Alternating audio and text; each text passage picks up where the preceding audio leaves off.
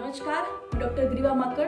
हमारी channel doctor माकड़ जुमगली में आपका फिर से एक बार स्वागत करती हूँ। चिल्ड्रन के जो अलग अलग कंप्लेंट्स होती है, चिल्ड्रन रिलेटेड कोई अलग अलग डिजीजेस होते हैं, वो सारे डिजीज को ट्रीट करने में होम्योपैथी का रोल पहले से ही काबिले तारीफ रहा है। सब लोग इस बारे में जानते होंगे, आप सब लोग को ये बात भी पता होगा कि होम्योपैथी बहुत ही सेफेस्ट और नेचुरल मोड ऑफ थेरेपी है बच्चे की कोई भी समस्या के लिए, चाहे वो बच्चा न्यूबॉर्न हो, बड़ा हो या टीन एज तक। अगर किसी भी एज की हम बात करें तो ऐसी हर कंप्लेंट, हर डिजीज जो बच्चों में होता है उसमें होम्योपैथी बहुत ही इफेक्टिव है। वो नेचुरल हमारी लिविंग एनर्जी को इस तरीके से पुश देता है, इस तरीके से वो नॉर्मलाइज करता है। ये सारे डिजीजेस नेचुरली ट्रीट होते हैं, there is no side effect. इस वीडियो में हम बात करने जा रहे हैं कॉन्स्टिपेशन के बारे में, और वो भी जो बच्चों में होता है।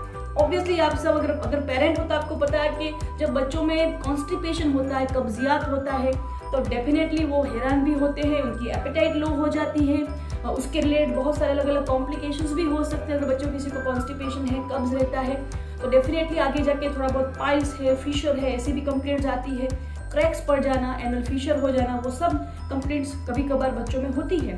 बहुत सारे पेशेंट्स को हम अगर ट्रीट कर दे तो हमें पता है कि ऐसे बहुत सारे पीडियाट्रिक पेशेंट्स आते हैं जिनको जब से वो टॉप ऑफ फीड्स देना शुरू करते हैं, राइट, ब्रेस्ट फीडिंग होने के बाद जब वो ऊपर का सब खाना एकदम से शुरू कर लिया होता है, तब से लेके आगे जाके हर एक बच्चे में मोस्टली हमने कॉन्स्टिपेशन की बीमारी बहुत ही कॉमनली पाई है। बहुत सारे पेशेंट हमारे पास आके कंप्लेन करते हैं, हम उसे डाइट गाइडलाइंस भी देते हैं। तो इस वीडियो में सारी बात करेंगे कॉन्स्टिपेशन के बारे में, जो भी ब्रीफ आपको जाननी है, क्या लक्षण होते हैं और कैसे कैसे बच्चों में ज्यादा होता है और क्या करने से उसमें रिलीफ मिलता है। और ऑब्वियसली इनमें होम्योपैथिक मेडिसिन ऐसी 5 दवाई के बारे में मैं आपको बताऊंगी, ऐसी 5 दवाई के बारे में जो बहुत ही इफेक्टिव है कॉन्स्टिपेशन के लिए। तो हम शुरू करते हैं। So first of all constipation के लिए हम ब्रीफ समझ लेते हैं। तो जनरली कॉन्स्टिपेशन कब कहा जाता है कि बच्चे को कॉन्स्टिपेशन है, कब्जियत है, तो क्या होता है कि जनरली एक वीक में 3 बार या उससे भी कम टाइम बच्चा स्टूल पास कर सकता है, तब उसे कॉन्स्टिपेशन कहा जाता है। सप्ताह में 3 बार या उससे कम, यानी कि अगर ऑल्टरनेट डे पे भी वो बच्चा स्टूल पास नहीं कर रहा है या उससे भी कम, दिन में सप्ताह में 2-3 बार अगर हुआ, 1 बार हुआ, कभी कभार तो 10 दिन निकल जाते हैं फिर भी स्टूल पास नहीं होता है, तभी उसको कॉन्स्टिपेशन कहा जाता है। जब सप्ताह में 3 या उससे कम समय तक बच्चे को पोटी पास हुई है। स्टूल पास करने के साथ एकदम से वो स्टूल ड्राई रहता है, उसके कारण पास करते वक्त बच्चे को स्ट्रेन करना पड़ता है, थोड़ा जोर लगाना पड़ता है, तब कॉन्स्टिपेशन हम कह सकते हैं। तो ये कॉन्स्टिपेशन, ये दोनों अगर चीजें आ जाती है तभी कहा जाता है। हालांकि इसके अलावा भी बहुत सिम्टम्स रहते हैं स्टूल पास करने के बाद भी। Some part of stool remains, ऐसा लगता है बच्चे को, लगता है कि फुलनेस लगता है, मजा नहीं आता है, दिन भर लगता है कि अभी भी थोड़ा बाकी है। तो ये जो सारे हमने सिम्टम्स बताएं, कॉन्स्टिपेशन कहा जाता है उसको।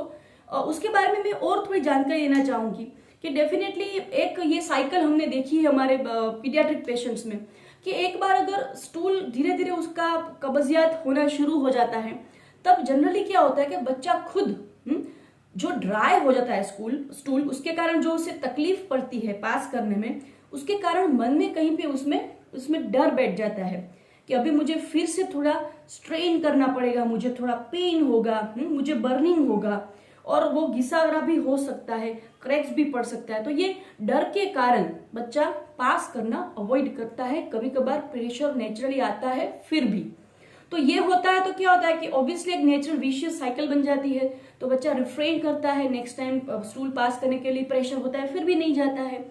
इस टाइम से ये एक विशियस साइकिल आना शुरू हो जाती है। इसलिए अगर फिर से अगेन जो स्टूल होता है वो ज्यादा ड्राई हो जाता है, और नेचुरल हमारे जीआई ट्रैक्ट की एक तासीर रहती है कि जीआई ट्रैक्ट में नेचुरली ही जो फ्लूइड कंटेंट है, जो वाटर एरिया है, वो नेचुरली भी वो जीआई ट्रैक्ट एब्जॉर्ब करता रहता है। तो स्टूल जहां पे रेक्टम में पड़ा रहता है तो वो ज्यादा ड्राई हो जाता है क्योंकि उसका वाटर एब्जॉर्ब हो जाता है। तो अगेन अगर फिर से ड्राई हो गया तो अगेन पास करने में तकलीफ आती है, पास करने में तकलीफ आती है तो नेक्स्ट टाइम फिर से वो पास करने का रिफ्रेन करेगा। तो इस तरीके के विशियस साइकिल में बच्चा वो घूम फिरता है। तो ये एक मेन रहा है, इसलिए हम अपने पेरेंट्स को बहुत समझाते हैं कि आप उसकी ये विशियस साइकिल को ब्रेक कीजिए किसी भी तरीके से। हर दिन नेचुरली भी अगर प्रेशर नहीं भी आ रहा है तो पॉटी ट्रेनिंग की जो बेस्ट पॉसिबल जो हम कर सकते हैं कि उनको पॉटी ट्रेन अलग से कीजिए। उनको she has to sit for some time upon commode for passing stool. तो ये थोड़ा बहुत तो अलग अलग प्रयत्न करेंगे तो नेचुरली भी बहुत फायदा हो सकता है। इसके अलावा क्या होता है, सिम्टम्स की अगर बात करें तो कॉन्स्टिपेशन मेन रहता है, जिसमें स्ट्रेनिंग करना पड़ता है, जोर लगाना पड़ता है, स्टूल एकदम ड्राई हो जाता है, हार्ड हो जाता है और तकलीफ पड़ती है बच्चे को पास करने में। ये सारे सिम्टम्स हुए। और किन लोगों में ज्यादा होता है तो ऑब्वियसली जो वाटर इंटेक कम करते हैं, नेचुरल फ्रूट जूसेस कम लेते हैं, और जिनका जो फूड है वो एकदम से सॉलिड है, सूपी फॉर्म या फाइब्रस फूड जो है वो नहीं होता है जिन बच्चों के इंटेक में, तो उनको कॉन्स्टिपेशन ज्यादा रहने की संभावना होती है। और अगर ड्राई है पैसेज, पूरा जीआई ट्रैक्ट का पूरा पैसेज अगर ड्राई है तो फिर भी कॉन्स्टिपेशन हो सकता है। तो ये सारे रीजंस हो गए, सिम्टम्स हो गए, कॉन्स्टिपेशन की ब्रीफ हो गई। अब बात शुरू करते हैं होम्योपैथिक मेडिसिन के बारे में। होम्योपैथी में ऐसी 5 दवाई बहुत ही इफेक्टिव साबित होती है।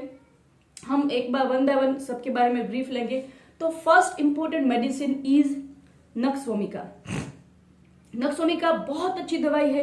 किसी भी प्रकार का इंडाइजेशन है, साथ में गैस हो गया है, बच्चे ने या तो ओवर ईटिंग किया है, उसके कारण पेट में दुखावा, पेन भी हो रहा है और कॉन्स्टिपेशन भी रहता है फ्रिक्वेंटली, तो nux vomica is one of the top most medicine.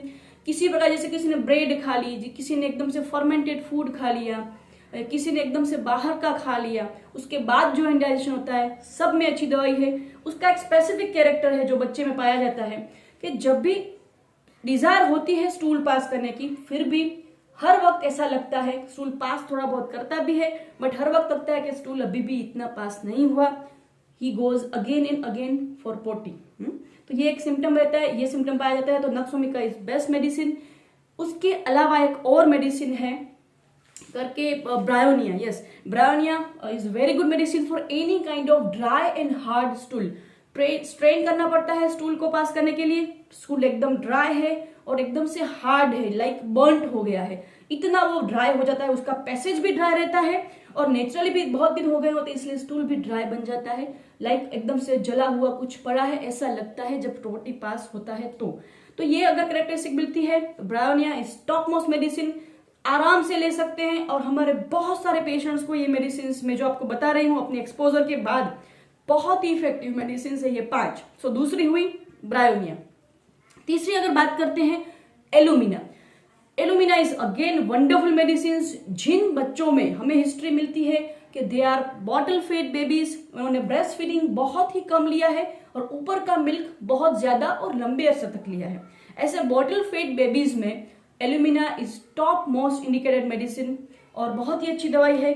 खास करके एलुमिना तब दी जाती है जब बहुत दिन तक पोटी करने के लिए बच्चा गया ही नहीं होता है। 7 दिन निकल गए, 10 दिन निकल गए, 5 दिन निकल गए, उनको पोटी पास करने की डिजायर ही नहीं होती, अर्ज ही नहीं होता, कंप्लीटली जैसे इनएक्टिव हो गया है उसका rectum, completely GI tract inactive हो गया है, ऐसा लगता है पोटी करने की कुछ इच्छा ही नहीं होती, कुछ प्रेशर ही नहीं आता, तब ये एलुमिना इज इंडिकेटेड। बहुत ही अच्छी दवाई है। काफी ऐसे पेशेंट्स हैं जिन्होंने एलुमिना खाने के बाद बहुत ही अच्छे रिजल्ट्स पाए हैं। तो there are the wonderful medicine like alumina in homeopathy. उसके अलावा एक और दवा है लाइकोपोडियम करके, चौथी दवाई है इंपॉर्टेंट, लाइकोपोडियम। जब बच्चे में इंडाइजेशन और कॉन्स्टिपेशन के कारण एकदम से गैस बन जाता है, पूरा एब्डोमेन जैसे कि ब्लोटेड लगता है, पूरा फुल लगता है, और इवन जब भी तपास करते हैं तब भी, इवन हम भी जब चेक करते हैं तब से अगर एब्डोमेन में से टैप करते हैं तो एकदम से बोदी आवाज आती है जैसे कुछ अंदर भरा है, तो इस तरह की आवाज भी आती है। अगर ऐसा लगता है तो ये बहुत ही अच्छी दवाई है लाइकोपोडियम। पूरा इंडाइजेशन का जो पूरा अंदर एक माहौल बन गया है जीआई ट्रैक्ट में, वो पूरा क्योर हो जाता है ये लाइकोपोडियम जैसी मेडिसिन से। तो ये 4 दवाई हुई। 5वीं और अंतिम दवा है जो हम आपको अभी बताना चाहते हैं वो है सिलिशिया करके। बहुत ही अजीब दवा है ये, बहुत ही अच्छी दवा है कॉन्स्टिपेशन के लिए। जब बहुत ही अजीब सिम्टम मिलते हैं, जब बच्चे में ऐसा लगता है कि पोटी पास तो हो रही है बट पूरी पोटी एकदम से बाहर नहीं निकल रही है, एकदम से स्ट्रेन करना पड़ता है पास होते वक्त भी, स्टूल जब पास होते वक्त भी बिकॉज ऑफ सम रीजन वो स्टूल गोज बैक अगेन, एकदम से पास नहीं होता पूरे का पूरा, तभी मेडिसिन दी जाती है। बहुत ऐसे पेशेंट्स आते हैं जिनको अपना हाथ डाल के पोटी पास करना पड़ता है, स्टूल पास करना पड़ता है, otherwise they are not able to pass it at all. ऐसा सिम्टम मिलता है तो सिलिशिया। तो ये 5 दवाई हो गई होम्योपैथी की, जैम मेडिसिन है। इसके अलावा भी there are lot many medicine in homeopathy. जब बच्चे की हम हिस्ट्री लेते हैं, कंप्लीट हिस्ट्री लेते हैं आफ्टर बर्थ, जब तक वो आया है उस एज की पूरी हिस्ट्री लेते हैं, बाद में हम एक कॉन्स्टिट्यूशनल मेडिसिन सिलेक्ट करते हैं। उस मेडिसिन अगर जो हम प्रिस्क्राइब करते हैं, हमारे क्लिनिक पर से देते हैं, तो बहुत ही अच्छे रिजल्ट्स मिलते हैं। ये 5 दवाई की जानकारी मैंने आपकी जानकारी के लिए ही दी है। आप ले भी सकते हो, बट जनरली डॉक्टर की सलाह के बाद लेना ही आवश्यक है। तो एकदम से ना लेना, बट सर्टेनली मेडिसिन बहुत ही हेल्प करती है। तो आप अगर आपको लगता है कि आपके बच्चे को एकदम से इस तरह की बीमारी है, कॉन्स्टिपेशन रहता है, हर दिन पूरा कुछ ना कुछ इस तरीके से पेट में गड़बड़ी रहती है, तो definitely you should seek homeopathic treatment. आप कभी भी हमें कॉल करो, हमारे नंबर और अदर डिटेल्स भी हमने यहाँ पे नीचे दी हुई है, हमारे कमेंट सेक्शन में बताइएगा।